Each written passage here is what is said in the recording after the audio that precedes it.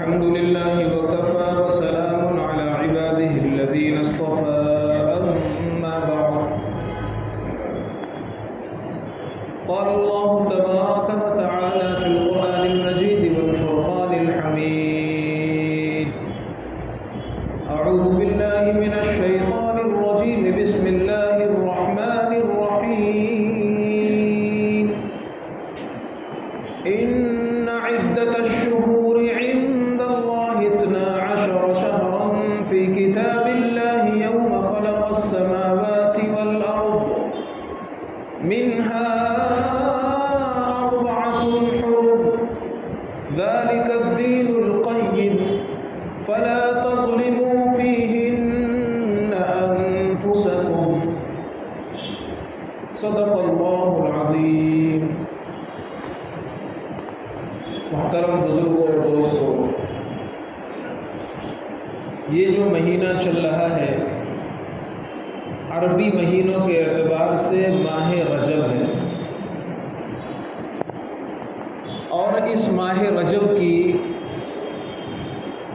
صرف اس شریعت میں نہیں اور صرف اس امت میں نہیں بلکہ قرآن پاک کے بیان سے معلوم ہوتا ہے کہ جب سے اللہ نے آسمان و زمین کو بنایا، جب سے دنیا بنی ہے، اس ماہ رجب کی ایک خاص اہمیت، خاص فضیلت ثابت ہے۔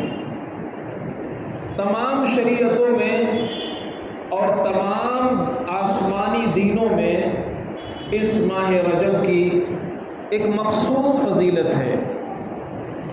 کفار قریش نے اپنی طرف سے اس ماہ رجب میں بہت کچھ گھڑ لیا تھا، چنانچہ اس ماہ رجب میں وہ ایک قربانی کیا کرتے تھے۔ حدیث کی کتابوں میں اس قربانی کا نام ہے عتیرہ۔ جب رجب آتا تو وہ اللہ کی بارگاہ میں ایک قربانی کیا کرتے تھے اور اس کو عتیرہ نام رکھا کرتے تھے۔ اسی طرح ماہ رجب کی ان کے یہاں الگ الگ چیزوں کی فضیلت تھی۔ شریعت اسلام نے جو جو چیزیں غلط تھیں ان کو ختم کر دیا اور جو جو چیزیں صحیح تھیں ان کو باقی رکھا۔ یہ تفصیل بیان کی ہے شاہ ولی اللہ محدث دہلوی رحمۃ اللہ علیہ نے۔ تو سب سے بڑی عظیم چیز جو ماہ رجب کی ہے وہ یہ ہے جو قرآن پاک نے ذکر فرمائی۔ سال میں 4 مہینوں کو اشہر حرم کہا جاتا ہے، یعنی 4 مہینے وہ ہیں جو عظمت والے، احترام والے، فضیلت والے، برکت والے، اللہ کی نظر میں قابل تعظیم مہینے شمار ہوتے ہیں۔ اور کون سے 4 مہینے؟ صحیح مسلم کی حدیث میں اللہ کے پیغمبر نے نام لے کر کے 4 مہینے بیان فرمائے۔ فرمایا ثلاثۃ متوالیات، 3 مہینے مسلسل، ذی قعدہ، ذی الحجہ، محرم، اور پھر فرمایا آپ نے ایک رجب، اس کو بھی عظمت اور فضیلت میں آپ نے شمار فرمایا۔ فرمایا من قرآن پاک نے جو کہا منہا 4 حرم، کہ 4 مہینے فضیلت والے ہیں، عظمت والے ہیں، احترام والے ہیں، ان میں ماہ رجب بھی شامل ہے۔ تو اگر ماہ رجب کی کوئی اور فضیلت نہ ہوتی تو یہی کیا فضیلت ہے کہ قرآن نے اسے عظمت والا کہا ہے، قرآن نے اسے احترام والا کہا ہے، قرآن نے اسے برکت والا کہا ہے، پھر پیغمبر نے اپنی تشریح میں اسے برکت والا قرار دیا ہے اور عظمت و احترام والا ثابت کیا ہے۔ اس لیے ماہ رجب کے کئی ایام گزر چکے ہیں۔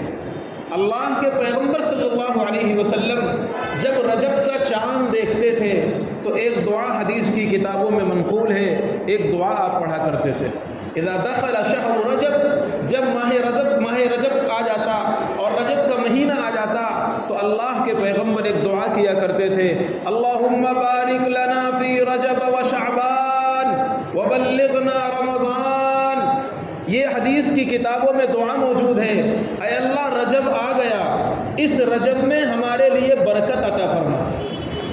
کیا مطلب برکت عطا فرما؟ ہمارے یہاں برکت کا مطلب صرف ایک چیز میں برکت، مال میں برکت۔ مفتی صاحب برکت کی دعا کر دیجئے، کیا مطلب برکت کی دعا کا؟ بس ایک چیز میں برکت، یعنی مال میں اور اس میں برکت۔ برکت کا مطلب ہے اعمال میں برکت، جان میں برکت، ہر نعمت میں برکت۔ اے اللہ اس ماہ رجب میں سنتوں کا موقع دیا جائے گا، وغیرہ سنتیں مت پڑھیں، ابھی بعد میں باقاعدہ سنتوں کا موقع دیا جاتا ہے۔ اللہم بارک لنا فی رجب و شعبان وبلغنا رمضان، کہ اے اللہ ہمیں رجب میں برکت عطا فرما۔ کیا مطلب رجب میں برکت کا؟ ماہ رجب میں برکت کا مطلب یہ ہے کہ اے اللہ ہمیں ایسے اعمال کی توفیق عطا فرما جو ہماری دنیا کے اندر بھی برکت کا باعث ہوں اور آخرت کے اندر بھی برکت کا باعث ہوں، اور ہمیں ایسی تمام چیزوں سے بچا جو ہماری دنیاوی زندگی میں برکت کو خراب کر دیں اور آخرت کی زندگی میں برکت کو خراب کر دیں۔ یہ ہے اس دعا کا مطلب۔ چنانچہ ایک بڑے عالم گزرے ہیں آج سے تقریباً 1000 سال پہلے، امام ابو بکر جساس رازی رحمۃ اللہ علیہ، ان کی کتاب ہے احکام القرآن للجساس، 3 جلدوں میں تفسیر کی کتاب ہے اور قرآن پاک کے احکام کی آیتوں کی تشریح ہے۔ بہت عظیم انسان گزرے ہیں، وہ اس آیت کی تفسیر میں فرماتے ہیں کہ یہ جو 4 مہینے ہیں عظمت و احترام والے، ان کی خاصیت ہے، اور ان کی خاصیت یہ ہے کہ اگر کوئی بندہ ان 4 مہینوں میں عبادت کا اہتمام کرتا ہے تو اللہ تعالیٰ اس کی برکت سے پورے سال اسے توفیق دیتا ہے، اور اگر ان 4 مہینوں میں کوئی گناہوں سے بچنے کی مشق کرتا ہے، پریکٹس کرتا ہے، اپنے آپ کو گناہوں سے بچاتا ہے، تو اللہ تعالیٰ اس کی برکت سے اسے پورے سال بچنے کی توفیق عطا فرماتا ہے۔ یہ بات امام جساس نے بھی نقل کی اور تفسیر معارف القرآن کے اندر بھی یہ بات لکھی ہوئی ہے۔ یعنی علماء نے یہ فرمایا کہ اس مہینے میں ہمیں ایک چیز کرنا ہے، وہ یہ ہے کہ ہمیں گناہوں سے بچنا ہے، اس لیے کہ اللہ تبارک و تعالیٰ نے منہا اربعۃ حرم، 4 مہینے احترام والے کہنے کے بعد ارشاد فرمایا فلا تظلموا فیہن انفسکم، خاص طور پر ان 4 مہینوں میں اپنے آپ پر کوئی ظلم مت کرو، کوئی گناہ مت کرو۔ ویسے تو ہر موقع پر ہمیں گناہ سے بچنا ہے، ہر گھڑی ہر جگہ گناہ سے بچنا ہے، لیکن ایک گناہ وہ ہے جو روڈ پر کیا جائے، اور ایک گناہ وہ ہے جو مسجد کے ممبر کے پاس کیا جائے، ایک گناہ وہ ہے جو عام دنوں میں کیا جائے، ایک گناہ وہ ہے جو شب قدر میں کیا جائے، ایک گناہ وہ ہے جو بیت اللہ کے پاس کیا جائے، ایک گناہ وہ ہے جو مقدس ایام میں، مقدس مہینوں میں، مقدس راتوں میں، مقدس ساعتوں میں، مقدس دنوں میں کیا جائے۔ گناہ میں فرق ہوتا ہے، اس لیے گناہ سے تو بچنا ہے، ہر گھڑی بچنا ہے، لیکن ان 4 مہینوں میں خاص طور پر اسپیشل اپنے آپ کو گناہوں سے بچاؤ۔ ان 4 مہینوں میں یہ رجب کا مہینہ چل رہا ہے، اس ماہ رجب میں پوچھتے ہیں لوگ کیا کیا جائے، کیا نہ کیا جائے، تو کرنے کا سب سے اہم کام یہ ہے کہ اپنے عبادات کو بڑھا دیا جائے۔ ابھی نمازوں کی پابندی نہیں ہو رہی ہے، فجر کی نماز قضا ہو جاتی ہے یا اور نمازیں ادھر ادھر چھوٹ جاتی ہیں، تو ہمیں سال کے 12 مہینہ نمازوں کا اہتمام کرنا ہے، لیکن اس ماہ رجب میں خاص طور پر اہتمام کرنا ہے، اس لیے کہ ہمیں اللہ نے فرمایا اسپیشل ان مہینوں میں گناہ مت کرو۔ قرآن پڑھتے ہیں، اگر ہم 1 صفحہ آدھا صفحہ پڑھتے ہیں تو اس ماہ رجب میں عبادت کو بڑھا دیجئے۔ نوافل ہم نہیں پڑھتے، سنتیں پڑھ کے بھاگ جاتے ہیں مسجدوں سے، نوافل پڑھنے کا اہتمام کر لیجئے۔ تو اس ماہ رجب میں عبادات اور کرنے کے کاموں کو تھوڑا سا بڑھا دیجئے، اور نہ کرنے کے کام یعنی گناہ، ان سے اپنے آپ کو مکمل بچا لیجئے۔ اور اسپیشل کوئی عبادت، 1-2 چیزیں میں آگے ذکر کروں گا، اس کے علاوہ کوئی مخصوص عبادت اس ماہ رجب میں ثابت نہیں ہے۔ بہت سے لوگ میسج بھیجتے ہیں، ایک صاحب نے مجھے بھیجا کہ حدیث ہے، نبی نے فرمایا جو رجب کی پہلی تاریخ میں روزہ رکھے گا اسے 10 سال روزہ رکھنے کا ثواب، جو دوسری تاریخ میں رکھ لے گا اسے 10 سال، تیسری تاریخ میں رکھ لے گا، یعنی رجب میں 3 روزے رکھ لو 30 سال کا ثواب۔ دیکھیے اس ماہ رجب میں روزہ رکھنے کی کوئی خاص فضیلت کسی بھی حدیث میں ثابت نہیں ہے۔ حافظ ابن حجر اسقلانی رحمۃ اللہ علیہ، جن کو علامہ کشمیری رحمۃ اللہ علیہ حافظ العالم، حافظ الدنیا کہا کرتے تھے، یعنی اتنا بڑا عالم کہ دنیا میں جس کی مثال ملنی مشکل ہے، حافظ ابن حجر اسقلانی رحمۃ اللہ علیہ، بخاری شریف کی سب سے عظیم شرح فتح الباری حافظ ابن حجر اسقلانی رحمۃ اللہ علیہ نے لکھی ہے۔ انہوں نے ایک کتاب لکھی تبیین العجب فیما ثبت فی رجب، اس طرح اس کتاب کا نام ہے۔ اس میں حضرت نے رجب سے متعلق جو جو چیزیں ثابت ہیں اور جو جو چیزیں ثابت نہیں ہیں ان کو تفصیل سے لکھا ہے، ایک جگہ کتاب میں لکھتے ہیں لم یرد عن النبی صلی اللہ علیہ وسلم کہ نبی پاک سے کوئی ایک چیز بھی فضیلت کی یعنی روزوں کی فضیلت کی اس ماہ رجب میں ثابت نہیں ہے۔ اس لیے اگر کوئی آپ سے کہے 1000ویں روزہ 27 رجب کا روزہ رکھ لو، ایسا ہے 1000 سال روزہ رکھنے کا ثواب، لم یثبت عن النبی، یہ پیغمبر سے ثابت نہیں ہے، بنائی ہوئی بات ہے۔ اگر کوئی کہے شروع رجب میں روزہ رکھ لو، اس کی اتنی فضیلت ہے، پیغمبر سے ثابت نہیں، لوگوں کی بنائی ہوئی بات ہے۔ اور ایک اصول یاد رکھیے، ایک بات یاد رکھیے، امام شاطبی رحمۃ اللہ علیہ ان کی کتاب ہے الاعتصام، اس کے اندر انہوں نے بڑی پیاری بات لکھی ہے، فرماتے ہیں کل عبادت لم یتعبدها اصحاب رسول اللہ، ہر وہ عبادت جو پیغمبر کے صحابہ نے نہیں کی وہ عبادت نہیں ہے، وہ بدعت ہے۔ اگر کوئی اپنی طرف سے عبادت شمار کرائے، اپنی طرف سے عبادت گنوائے، لیکن نبی کے صحابہ نے اس عبادت کو نہیں کیا، ہم اسے عبادت نہیں مانیں گے۔ حافظ ابن کثیر نے تفسیر ابن کثیر میں اسی بات کو نقل کیا، اور حضرت نے بڑی عجیب بات فرمائی، فرمایا کل قول و فعل ما ثبت عن الصحابہ، کہ جو قول و فعل، جو عبادت، جو طریقہ، جو بات صحابہ سے ثابت نہیں ہے وہ خیر نہیں ہو سکتی۔ لأنه لو كان خيرا سبقونا إليه سبقوهم إليه، کہ اگر وہ خیر اور بھلائی ہوتی تو وہ ہم سے زیادہ عبادت کی طرف لپکنے والے تھے، ہم سے زیادہ عبادت کی طرف بڑھنے والے تھے۔ نبی پاک صلی اللہ علیہ وسلم کے دنیا چھوڑ جانے کے بعد 100 سال تک صحابہ کا دور گزرا ہے، 100 سال تک اس دنیا میں صحابہ حیات رہے ہیں، کسی صحابی نے رجب کی اس فضیلت کو بیان نہیں فرمایا کہ اگر 27 رجب کا روزہ رکھ لو گے 1000 سال روزہ رکھنے کا ثواب ملے گا، شروع رجب میں روزہ رکھ لو گے 30 سال روزہ رکھنے کا ثواب ملے گا، کسی ایک صحابی سے ثابت نہیں ہے۔ اس لیے اس طرح کی جو واٹس ایپ پر میسیجز چل رہے ہیں ان پر عمل کرنے سے پہلے کسی مفتی سے، کسی عالم سے پوچھ لیا کرو، کسی عالم سے پوچھ لیا کرو۔ آج کل زمانہ یہ ہے کہ بغیر تحقیق کے جھوٹی باتیں اتنی کثرت سے پھیلائی جا رہی ہیں کہ سچ کو تلاش کرنا پڑتا ہے۔ ایک مرتبہ ایک صاحب اخبار پڑھ رہے تھے اور ایک استاد تھے ہمارے، وہ گئے تو دیکھا انہوں نے کہ اخبار پڑھ رہے ہیں، ان سے پوچھا کیا کر رہے ہو بھائی؟ تو کہنے لگے جھوٹ میں سے سچ نکال رہا ہوں۔ کیا فرمایا؟ کہنے لگے جھوٹ میں سے سچ نکال رہا ہوں۔ خبروں میں اس طرح کے باہر کی دنیا میں اتنا جھوٹ عام ہو گیا ہے کہ سچ کو تلاش کرنا پڑتا ہے، اس کا سرا ڈھونڈنا پڑتا ہے۔ اس لیے کوئی بھی بات آئے دین کی، اسے کسی مفتی سے، کسی عالم سے سمجھ لیں کہ آیا یہ دین ہے یا دین کے نام پر جھوٹ پھیلایا جا رہا ہے۔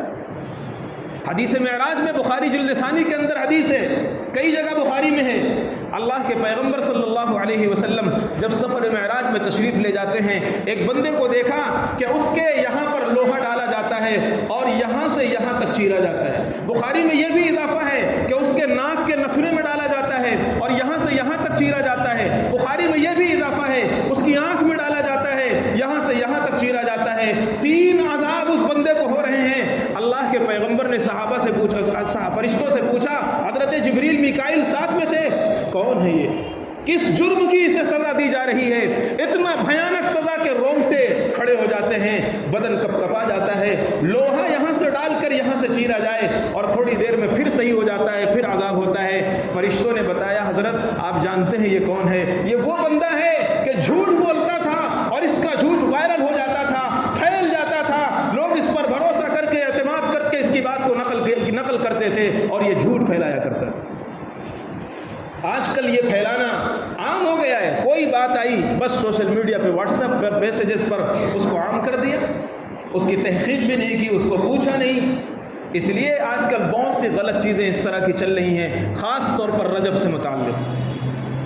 اس لیے دین نام ہے اس طریقے کا جو اللہ کے پیغمبر نے کیا، نبی کے صحابہ نے کیا، خیر القرون کے دور میں کیا، تابعین نے اپنایا، تبع تابعین نے امت کو دیا۔ دین اس طریقے کا نام۔ 100 سال تک صحابہ کا دور گزرا، اس کے بعد تابعین کا، تبع تابعین کا، کسی نے ماہ رجب کی یہ فضیلت بیان نہیں کی۔ ماہ رجب کی یہ فضیلت ہے کہ وہ حرمت والا مہینہ ہے، احترام والا مہینہ ہے، اس میں عبادت کرو، عبادت بڑھا دو، گناہوں سے اپنے آپ کو بچا لو۔ ایک چیز اس میں کرنے کی یہ ہے۔ دوسرا کام، صحیح مسلم کی حدیث ہے، ایک صحابی ہیں، ان سے پوچھا گیا کہ ماہ رجب میں روزے کا کیا مسئلہ ہے؟ روزہ رکھنا چاہیے نہیں رکھنا چاہیے، کتنے روزے رکھنے چاہیے، کب رکھنا چاہیے، شروع میں رکھنا چاہیے، آخر میں رکھنا چاہیے، تو انہوں نے بیان فرمایا کہ ہمارے نبی صلی اللہ علیہ وسلم ماہ رجب کا کبھی کبھی روزہ رکھتے تھے اور اتنے دنوں تک رکھتے تھے کہ ہمیں ایسا لگنے لگتا تھا کہ اب پورا مہینہ آپ روزہ رکھیں گے، اور کبھی کبھی نہیں بھی رکھتے تھے۔ تو اللہ کے پیغمبر صلی اللہ علیہ وسلم کے عمل سے یہ ثابت ہے کہ آپ ماہ رجب کے روزے رکھا کرتے تھے۔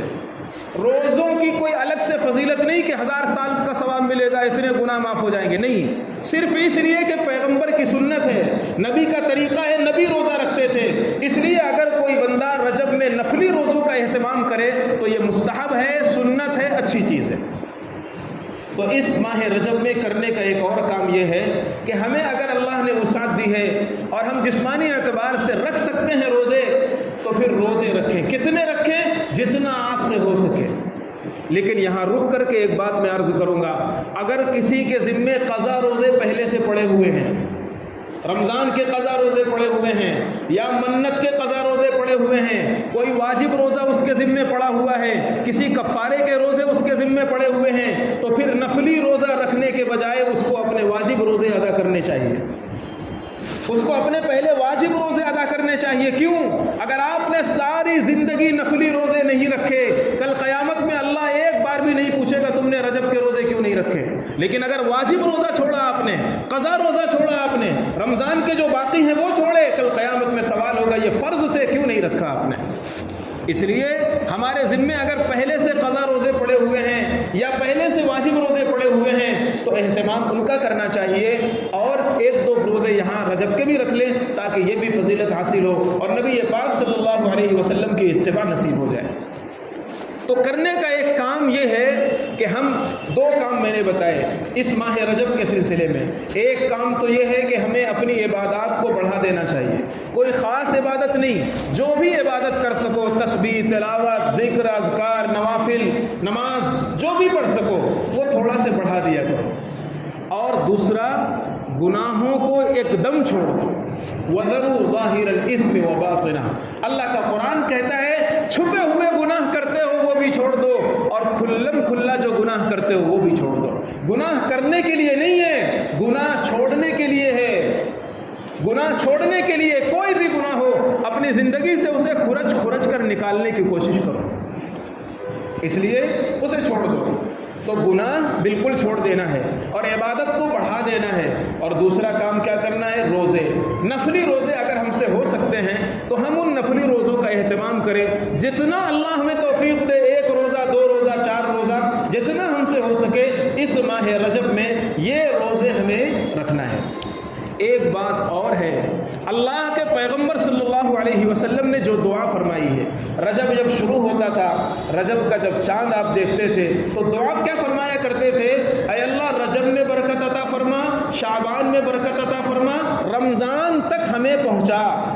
علماء نے اس حدیث کے ذیل میں ایک بہت اچھا نقطہ بیان کیا ہے، اور یہ بیان کیا ہے کہ اللہ کے پیغمبر 2 مہینہ پہلے رمضان میں جانے کی تمنا کر رہے ہیں، دعائیں کر رہے ہیں، اس کی تیاری کی فکر کر رہے ہیں، رجب اور شعبان میں برکت کی دعائیں مانگ رہے ہیں۔ کیا مطلب یہ ہے کہ رمضان کی تیاری کے لیے ہمیں ابھی سے اپنے ذہن کو تیار کر لینا چاہیے، یعنی 2 مہینہ پہلے ہمیں رمضان کی تیاری شروع کر دینا چاہیے۔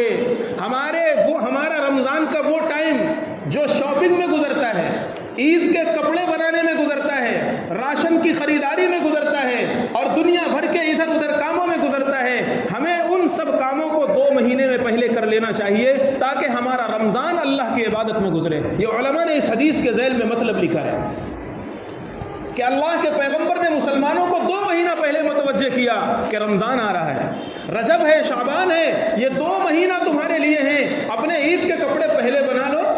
کیا حرج کی بات ہے؟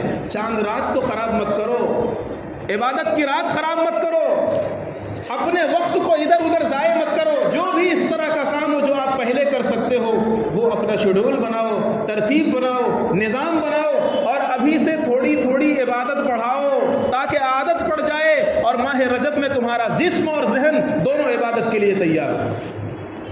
یہ اللہ کے پیغمبر صلی اللہ علیہ وسلم نے ذہنی مسلمانوں کو آمادہ کیا ہے کہ تھوڑا سوچو، رمضان آ رہا ہے، استقبال رمضان کے لیے اپنے ذہن کو تیار کر لو اور اپنے کاموں کو سمیٹ لو، اپنی فکروں کو متوجہ کر لو، اس لیے کہ ماہ رمضان آنے والا ہے۔ یہ اللہ کے پیغمبر صلی اللہ علیہ وسلم نے 2 مہینہ پہلے مسلمانوں کو متوجہ کیا ہے۔ اور ایک تو ماہ رجب میں نے بتایا گناہ چھوڑ دو، اور ظاہر سی بات ہے جب بندہ ابھی سے گناہ چھوڑے گا تو ماہ شعبان کے اندر بھی وہ کوشش کرے گا، کیونکہ نبی نے اس کے لیے بھی دعا فرمائی ہے۔ پھر جب گناہوں سے پاک وہ رمضان میں داخل ہوگا تو جب برتن صاف ہوتا ہے تو دودھ اسی برتن میں ڈالا جاتا ہے۔ دودھ والا آیا، گھر سے کسی نے برتن دیا، برتن میں نیچے کچڑا تھا، جو برتن تھا جس میں دودھ دیا جاتا ہے اس میں کچڑا تھا۔ وہ دودھ دینے والا اپنے دودھ کے پیسے لیتا ہے، اس وقت دودھ نہیں یوز کرنا، اسے پیسے سے مطلب، لیکن وہ کہتا ہے نہیں دوسرا برتن لاؤ، اس برتن میں دودھ نہیں ڈالا جائے گا۔ کیوں؟ اس لیے کہ اس برتن میں گندگی ہے، کچڑا ہے، خراب ہے، یہ برتن دودھ کو اپنے اندر جذب نہیں کر سکتا، یہ برتن دودھ کی صلاحیت نہیں رکھتا۔ دودھ صاف ہے، پوتر ہے، پاک ہے، شراب طہور ہے، اس کے لیے کسی صاف برتن کی ضرورت ہے۔ مسلمانوں، یہ دل ہے، اس میں اللہ کی تجلی آتی ہے، اللہ کے انوارات اترتے ہیں، خدا کی رحمتوں کا نزول ہوتا ہے، اللہ کی برکتیں آسمانوں سے اترتی ہیں۔ اپنے اس دل کے برتن کو بھی صاف کرو، تبھی خدا کے انوارات اتریں گے، تبھی خدا کی برکتیں اتریں گی۔ یہ 2 مہینہ اسی لیے مسلمانوں کو پہلے متوجہ کیا جا رہا ہے، توبہ کر لو، اپنے دل کو صاف کر لو، گناہوں کی جو گندگیاں اس دل میں بھر چکی ہیں اسے اپنے اللہ کو راضی کر کے اور آنسو کے پانی سے اسے ختم کر لو۔ یہ اللہ تبارک و تعالیٰ کا بڑا احسان ہے کہ بندہ کیسا بھی گناہ کر لے اور کیسی بھی برائی میں مبتلا ہو جائے اور کیسا بھی زنگ لگ جائے۔ بعض زنگ ایسے ہوتے ہیں کہ آپ آلہ ڈالو چاہے زالہ ڈالو، ایک اور چھوٹا آتا ہے جس کو زالہ بولتے ہیں، زنگ دور کرنے کے لیے، چاہے آلہ ڈالو چاہے زالہ ڈالو وہ ختم ہونے والا نہیں ہے۔ کپڑا پھٹ جاتا ہے، وہ زنگ نہیں دور ہوتا۔ لیکن قربان جائیے شریعت پر اور اللہ کی رحمت پر اور اللہ کی اپنے بندوں سے محبت پر، کوئی ایسا گناہ نہیں ہے جس کی توبہ اور معافی نہ ہو۔ اگر کوئی 60 سال کا بت کا پجاری بھی خدا کو ایک بار دل سے پکارتا ہے، اللہ اس کی دعوت پر بھی لبیک کہتا ہے، اس کی صدا اور پکار پر بھی لبیک کہتا ہے۔ کوئی بڑے سے بڑا پاپی، بڑے سے بڑا مجرم اور گنہگار، دل شرمندہ اور ندامت کے جذبات دل میں ابھرے، ایک مرتبہ اپنے اللہ کو پکارے، اللہ کی رحمت اسے آغوش میں بھر لیتی ہے۔ بول میرے بندے، کیا تیرا کام ہے، کیا تقاضا ہے؟ اس لیے یہ نہیں کہا گیا کہ تم نے 30 سال گناہ کیے ہیں، جب تک تم 30 سال سجدے میں پڑھ کر کے اپنے اللہ کو نہیں مناؤ گے تمہاری توبہ قبول نہیں ہوگی۔ مسلمانوں، بنی اسرائیل پر توبہ کی قبول کی گئی، لیکن پتہ ہے قرآن پاک نے کیا ذکر فرمایا ہے؟ انہوں نے ایک جرم کر لیا تھا، موسیٰ علیہ السلام سے ایک غلط ڈیمانڈ کر لی تھی، ارنا اللہ جہرتن، ہمیں اللہ کو دکھلاؤ کھلم کھلا۔ موسیٰ علیہ السلام نے سمجھایا، بتایا کہ تمہاری آنکھیں، تمہارے دل خدا کی تجلی کے لیے تحمل اور برداشت کی صفت نہیں رکھتی، مت ڈیمانڈ کرو۔ لیکن انہوں نے نہیں مانا، اللہ تعالیٰ سے اور موسیٰ علیہ السلام کے تھرو اللہ تعالیٰ سے ڈیمانڈ کر لیا کہ ہم آپ کو کھلم کھلا دیکھنا چاہتے ہیں، اپنی آنکھوں سے دیکھنا چاہتے ہیں۔ خیر پوری تفصیل اور پورے واقعے میں نہیں جاتا، وقت بہت مختصر رہ گیا ہے۔ ان کو سزا کیا دی گئی؟ قرآن پاک نے ذکر فرمایا کہ تمہاری بھی توبہ قبول ہوگی، لیکن توبہ اس طرح قبول ہوگی کہ جب تک تم ایک دوسرے کو قتل نہیں کرو گے تمہاری توبہ قبول نہیں ہوگی۔ فَاقْتُلُوا أَنفُسَكُمْ، ایک دوسرے کو قتل کرنا پڑے گا، باپ کو بیٹے کی گردن پہ چھری چلانی پڑے گی، جب تمہاری توبہ قبول ہوگی۔ اللہ یہ بھی اس امت محمدیہ پر بھی لگا سکتا تھا، یہ قانون دے سکتا تھا وہ، لیکن قربان جائیے نبی کے صدقے میں ہمیں کیا نہیں ملا۔ اللہ تبارک و تعالیٰ نے اپنے محبوب کی زبانی اس امت کو کیا کیا دیا ہے؟ یہ بھی دیا کہ بندے 2 بول بول دے ندامت کے، خدا تیرے پہاڑوں جیسے گناہوں کو بھی ختم کر دے۔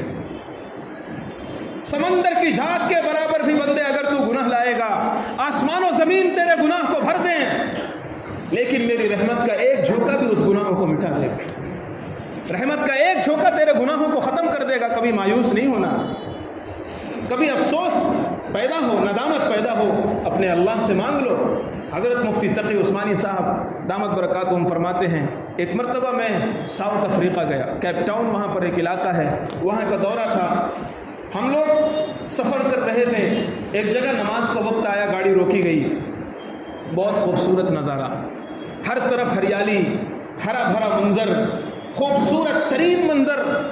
حضرت فرماتے ہیں میں تھوڑا سے روڈ کے کنارے گاڑی روکی گئی، ٹہلتے ٹہلتے میں تھوڑا اور آگے چلا گیا، وہاں میں نے دیکھا کہ ایک بہت ہی خوبصورت پودا، ایسا ہرا بھرا اور اتنا خوبصورت کہ میرا دل مچل گیا، اور میں نے سوچا کہ اس کے کچھ حصے اور اس کے پودے اور اس کی پتیاں اپنی گاڑی میں توڑ کر رکھ لیتا ہوں، اسے دیکھتا رہوں گا، اتنا خوبصورت پودا۔ جب میں اس کے قریب جانے لگا تو جو میرے میزبان تھے، جو مقامی رہبر تھے، انہوں نے مجھے دور سے کہا رہے حضرت ہاتھ بھی مت لگائیے گا، اس پودے کو ہاتھ بھی مت لگائیے گا۔ کیوں بھائی؟ مفتی صاحب نے بڑے تعجب کے لہجے میں پوچھا کیوں؟